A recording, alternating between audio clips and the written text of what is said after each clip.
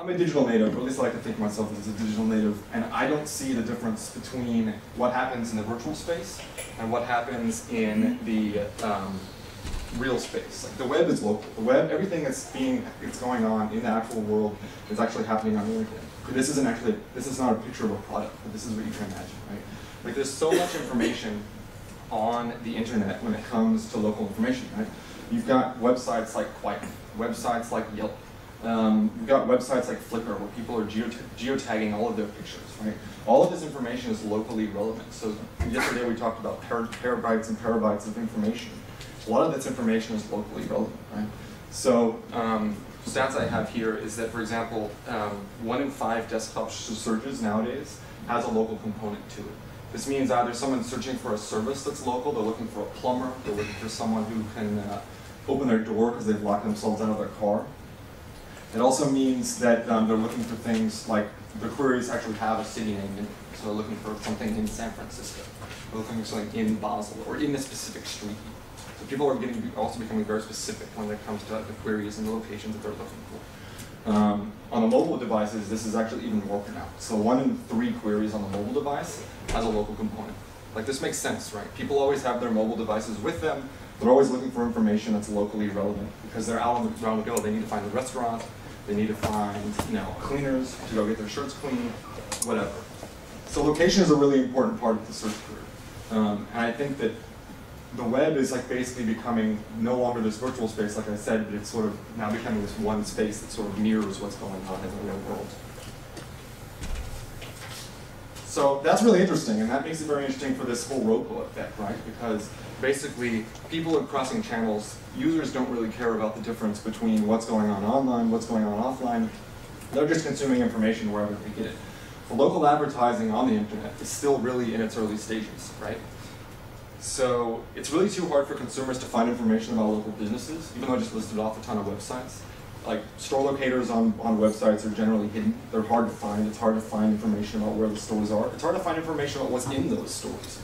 A lot of time if I'm looking for a digital camera, that's not necessarily, or a lawnmower I think is also a good example, that's not necessarily something that I'm going to buy online, right? Like I need to know that they have the actual lawnmower before I go and buy and actually take the time to go to the store. And I think that local advertising is in the early stages for basically 2 groups of people. It's early for us as Google. It's really for advertisers who are, or people who are working in advertising who are developing new formats, and I want to talk more about what we're doing to develop new formats in this space. But it's also very new for companies, right? A lot of companies, like advertising has always been local. Ever since advertising existed, it's always been about what's going on locally, things in newspapers, things in billboards, and these types of things. But I've had a lot of discussions with a lot of companies in the last 6-9 months, and a lot of companies don't have a very clear online local strategy. They know it's important, and they know that it's starting to become even more important, but they don't necessarily have a good strategy. But I mean, look at the statistics that Daniel just said, right? 67 people in the fashion category still buy stuff offline. And all those people are online researching things. You need to find these customers and really make sure that they're tying in your things. So basically the bottom line here is that a lot of companies are looking for a strategy, and right now is the time to get into this space and start to think about a strategy and be an early mover, be an early adopter. I'm going to show some examples that are live, also some examples that are more experimental. But these things are, a handful of companies are doing this stuff right now. Get into this space now while it's fresh, basically. So first I want to talk about what we're doing in this space in terms of advertising formats, also in terms of reporting, because obviously that's very, very important when it comes to this stuff. So it's all about one thing. It's all about communicating with your local audience, right? So we want to make ads, for relevant ads at least, location aware on all types of devices. So that's mobile devices, that's desktop devices. So basically wherever you're going, or wherever you are, people talked yesterday about, for example, GPS signals in mobile phones. That's a really powerful signal. If users are willing to give that information away to advertisers online, away to platforms online, that's really powerful to be able to pinpoint where those users are. It's almost equally as powerful on the desktop though too, because as I mentioned, people are typing in city names or typing in zip code names. So obviously you want to find information that's very local. So what we're doing in this space is and I like this because Amanda mentioned it yesterday very briefly. She said the word location extensions. And everyone wrote it down, which I was very excited about that.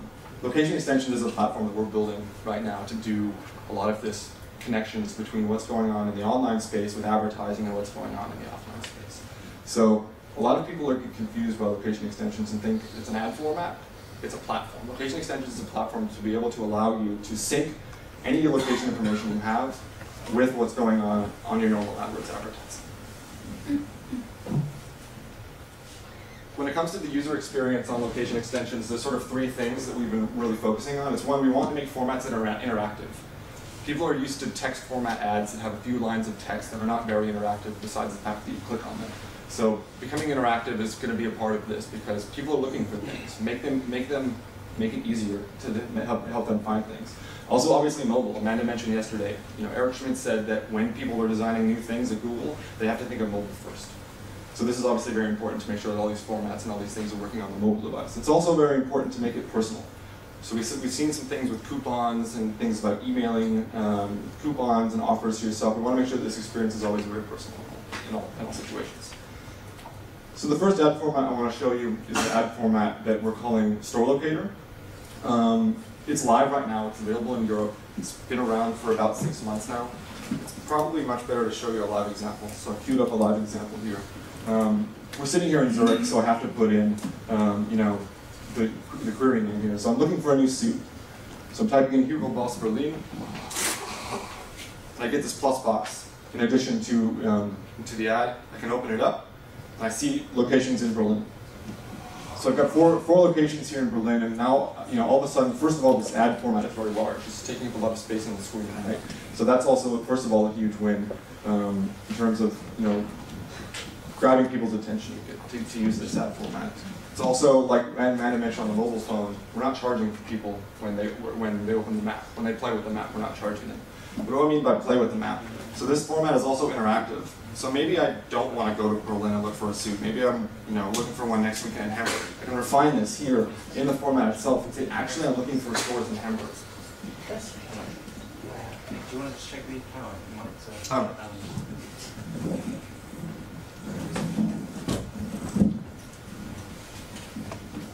It should be plugged in. It should be plugged in. I don't know where. It's perhaps just still appearing. Maybe this is this one.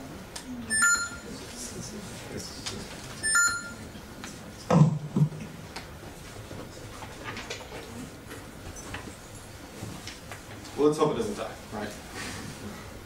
So the other thing about this format is that I can not only type in a different name of the city, a different zip code here in the format, I can also, Yeah, quick question on this. Actually, as a retailer, we have a lot of issues to maintain our database of stores. Okay.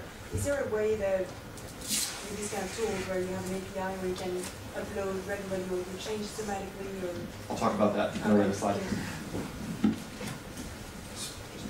Sure, yeah.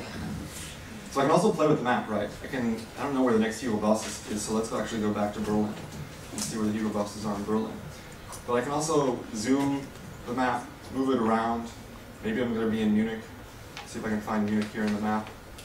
You can see that the locations change as I move the map around. So this is all very dynamic now, in the sense that I can now zoom in on Munich. I don't know how many Hugo Bosses are in Munich, but maybe there's only one. And this updates itself. So that's powerful in itself, right? Because of the fact that now my customers can find my locations. Maybe it could be that I'm, for example, not Hugo Boss and I'm Orange telephone company, right? There's probably a lot of different Orange shops, and you really want to make sure that the users are finding the ones that they want to find because of the fact that they might take a certain route on the way home or they're going somewhere on the weekend. And this is a good example also because I'm not actually saying where I am in the query. We're using the IP addresses and using these other signals to basically say, we know this person is sitting in Zurich, therefore we're going to show them locations in Zurich. So as you can see here in this line for the plus box, I see the locations in and around Zurich. And there they are.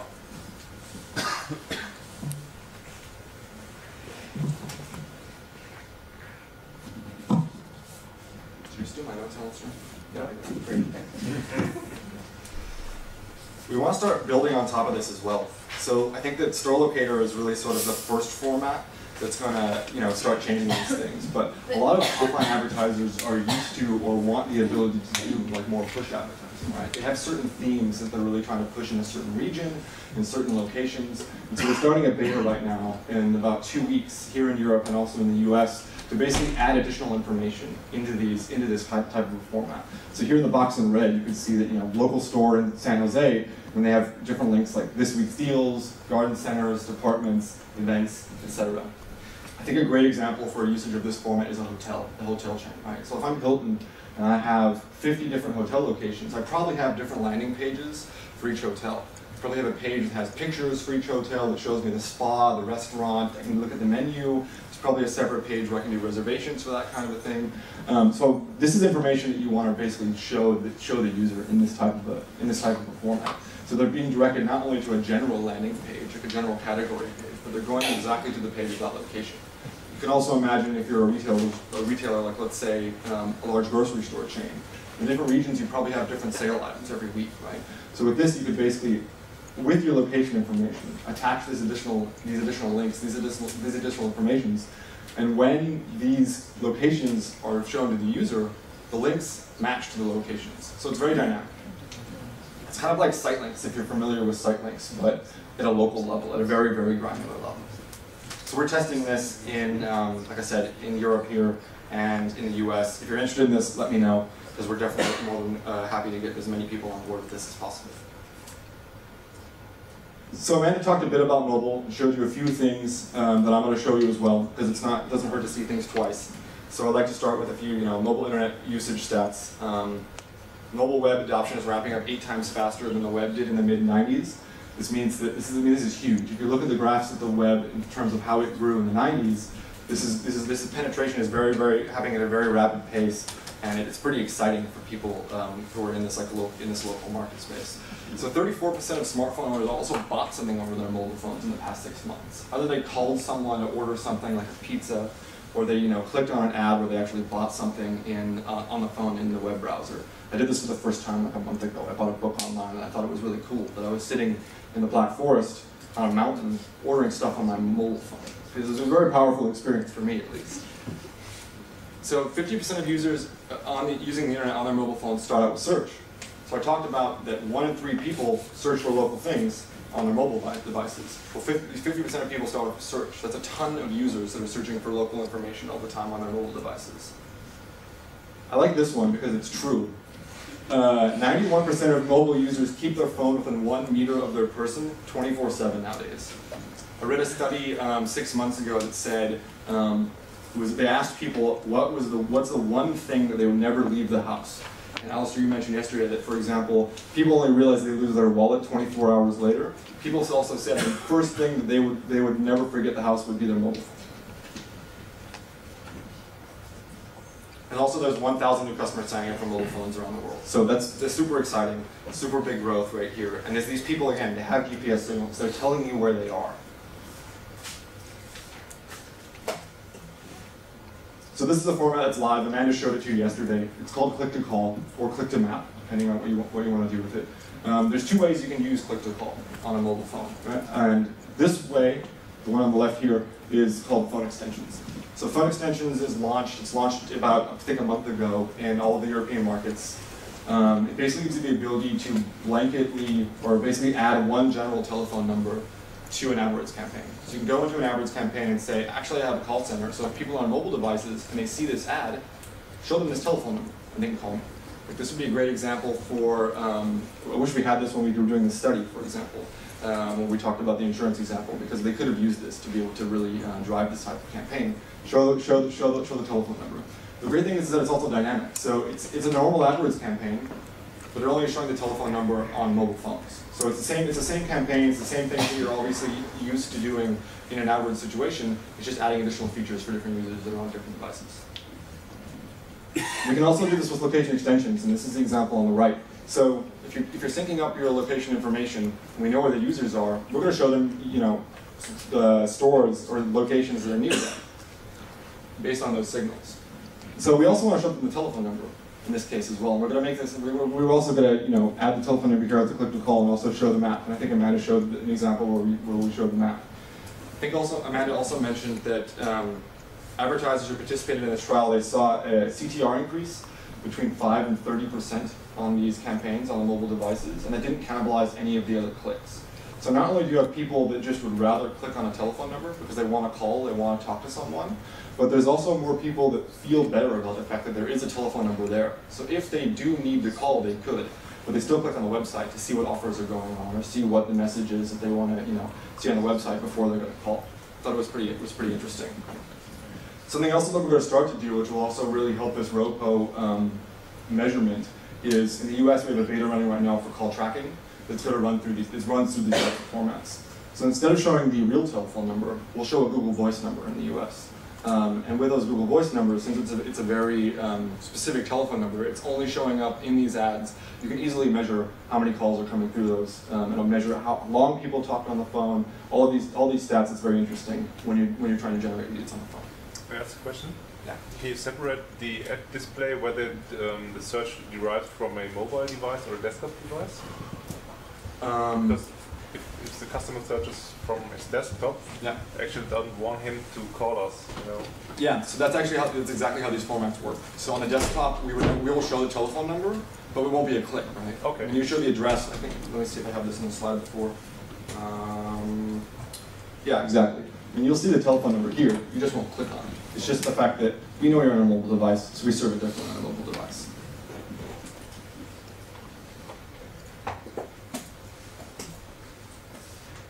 So like the store locator experience, we're also trying to add multiple addresses onto the mobile phone. Amanda showed a great demo of this. I don't remember what company she showed.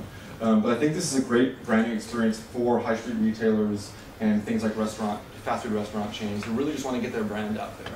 And the nice thing about this type of a format is that it's also, again, built on top of the same location extensions platform. There's nothing extra you have to do to use these things, but it's basically showing these ads on different devices. So this is, or on different applications, basically. So this is now showing up in the Google Maps for mobile situation as opposed to search. So this, this way you're actually getting more reach in this case because of the fact that we're showing up on different devices. And it's a great branding experience as well. Like Amanda mentioned, these layers stay there until the user takes them off. So in Amanda's case, it was Taco Bell. She really likes Taco Bell, so she can always know where Taco Bell is. But if there's a store that you go to a lot, maybe you're on the road all the time, and you need to find a grocery store to buy, a few things, a bottle of water, it's nice to have a layer, so you always know where those grocery stores are that you usually shop at. And additionally, last but not least, on the mobile side of things, Amanda also showed this beta as well. And I wanted to show it again because I think that after what Daniel spoke about in terms of measurement, this is a way to really change how you can measure lots of these types of things. So you can do these with coupon codes. We're doing this now. Obviously, we want to keep exploring in this space and maybe bring in things like barcodes on the mobile phone as well. Essentially, you're making your mobile device the coupon itself. So I mentioned that the web is local, your phone is not your coupon, everything is the same, right? So again, we're personalizing this. You can email these to your friends, you can save them, you can SMS them to your friends.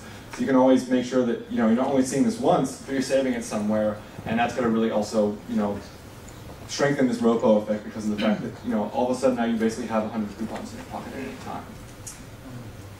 It's only a mobile feature?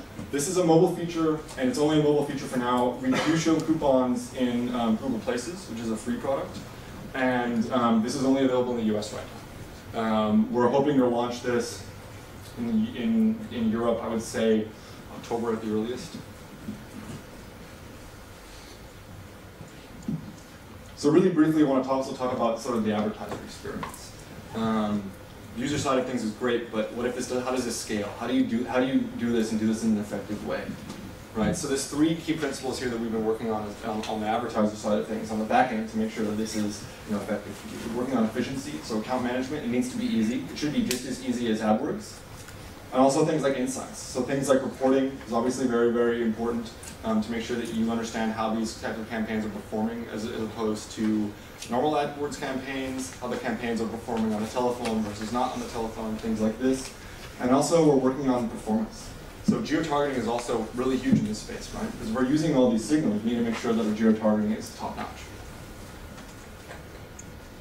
So location extensions is very easy. All you need is a Google Places account. Google Places is, again, a free tool that we have where you are able to upload via bulk, by basically a CSV of all of your location information. This is anything from your address, telephone number, etc. But you can also add rich information to these things as well. You can add pictures to these things. You can add opening hours. All this type of information you can basically tie in and add to your Google Places account. And this will actually help also on Google Maps, because this information will also show up on the organic side of Google Maps as well. So basically, after you've set up the Google Places account, all you do is go into AdWords, find this little box here in the Settings tab, and attach those places' addresses to AdWords with one click. That's it. Anytime you update anything on the Google Places side of things, it automatically gets synced over to AdWords. If your location changes, you open up 50 new shops, you add them to your Google Places account, they're automatically eligible to be used in these location extensions campaigns. Again, after these addresses are attached, everything's dynamic. It's basically, where is the user? What is the user looking for? If we see that you have a location attached that's in Berlin, and the user is sitting in Berlin, we're going to show it to the user. If the user is sitting in Bremen, you don't have a location in Bremen, we're just going to show a normal ad. So it's very dynamic in that sense. Doesn't sound scary. It does. It's okay, we have 3 more slides, so we're going to get through it. Reporting is also really, really important. So we launched reporting for this 2 months ago, where you can basically now go in and see what locations are being shown. Which locations are being shown more often than the others? What are the click rates on those locations? Do they get more clicks? So there's certain areas where you see that there's a lot of traffic going to. Those insights can really help you also organize those campaigns. Amanda talked about how on the mobile side of things it makes sense to separate out mobile campaigns. And this type of information can also help you make decisions on, look, there's a lot of traffic in Berlin. Our locations in Berlin are generating a lot of buzz. Maybe we want to think about doing a separate campaign for just the Berlin locations, doing some offers there, trying to really tease out more from what the data is showing us here. We're also, it's not shown on this screenshot, we're also separating out clicks and calls. So if you're using click to call, you can see how many calls were there, how many clicks were there. You can compare the two. So this is actually my last slide. So we talked about the web is local. We talked about ad formats. And I think what's also going to drive this is the innovation we're doing on the geotargeting side. We're leading the market in terms of what geotargeting does. So we target in 17 countries right now at a city level. So this means that if I'm sitting in a city, we can in like 95% of the time say you're sitting in that city based on your IP address. We're looking to launch more cities targeting around the world. The cities, the countries here in green are the ones where we already have city targeting launched. The ones that are here in yellow or cream or whatever you want to call that color, that's where we have regional targeting. So this means that you're in a specific state, like in a Bundesland in Germany, for example. So we're looking to launch that in more places so that this targeting gets more granular, but we also want to make the targeting itself more granular. So city level is not good enough. We want to really start digging deeper and do it at a zip code level. So I used to live here in San Francisco. Nice zip code. But basically, what I've learned from a lot of advertisers is that in the US and in Europe, you guys collect data from users at this level. You have information about users at a zip code level, not at a city level. And a lot of companies want to overlay that. So they say, I know that the customers in 94117 are worth more to me than customers in 94114. Therefore, you want to make sure that those, you want to basically ensure that those budgets for those campaigns are being used more for those zip codes that are more important to you. So we're trying to make the targeting granular. And then we want to get hyperlocal on mobile devices. What does hyperlocal mean? Amanda said it yesterday. She didn't talk much about it. So if we're getting more granular, for example, the Hugo Boss example. There were 3, I think, Hugo Bosses in Berlin. If a user is standing at the Brandenburger Tor in Berlin, you want to show them the next Hugo Boss location that's closest to them. You don't want to show them the one on the other side of the street. So we need to use those signals to get hyperlocal, to basically show them, how far away am I from this place? What are the directions I can use to get there? It's not good enough just to show them what locations are in the same city if they're already there. So those are the 3 things we're working on the geotargeting side. I think that we're doing a lot of really cool stuff in this space, as you can tell. And if you have any questions about this, please let me know. We'd love to get you guys on board using a lot more of these formats and promoting your offline businesses, using these things to drive ROPO case studies, these types of things, just ROPO effects in and of itself, and do more online to promote your offline businesses. Thanks.